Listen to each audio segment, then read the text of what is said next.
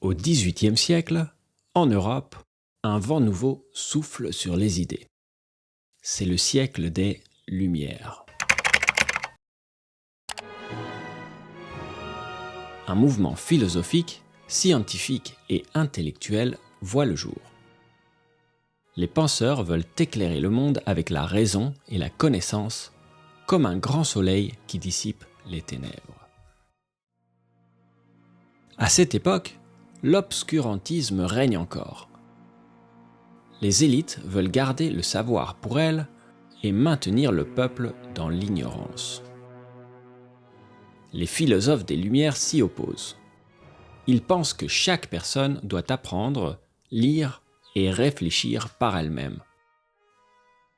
Pour eux, comprendre le monde passe par la logique et la science, non pas par la religion ou les croyances traditionnelles. L'Église, en grande partie responsable de cet obscurantisme, est critiquée. Les philosophes revendiquent la liberté de religion et souhaitent une séparation entre l'Église et l'État.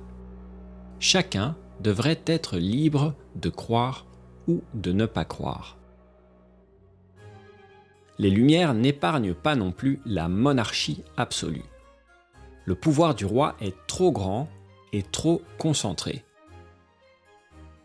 Les Lumières proposent un nouveau modèle: partager le pouvoir.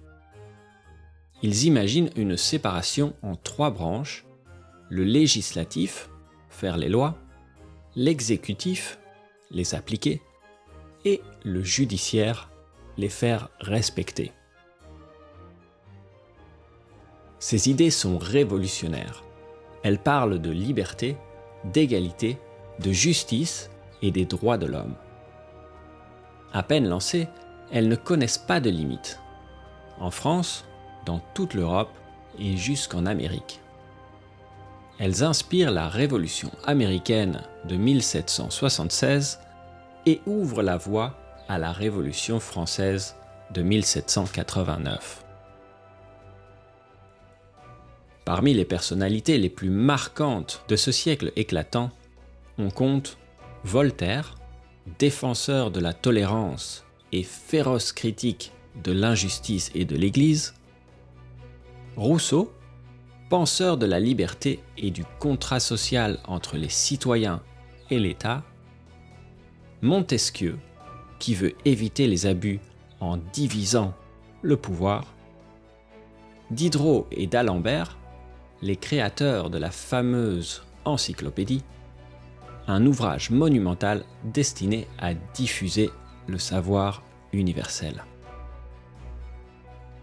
L'encyclopédie, ou dictionnaire raisonné des sciences, des arts et des métiers, publié de 1751 à 1772, est une mine de connaissances dans tous les domaines, arts, sciences, techniques, etc. Toutes les connaissances passées et nouvelles issues des explorations autour du monde y sont présentées. En plus, les idées continuent à circuler grâce aux salons, aux loges, aux académies et aux sociétés littéraires. Mais la diffusion de ces idées n'est évidemment pas sans risque. Accusé de propager des idées dangereuses, Diderot est incarcéré pendant plusieurs mois. Voltaire, condamné à l'exil et la prison, et Montesquieu à la censure. Pourtant, rien ne les arrêtera. Le vent du changement a soufflé et continue encore à se faire sentir aujourd'hui. Question. Quand commence et finit le siècle des Lumières?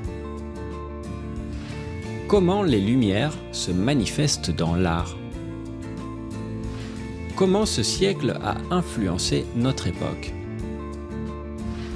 Pourquoi l'esclavage existait encore malgré la promotion du principe d'égalité? Quelles sont les autres contradictions du siècle des Lumières?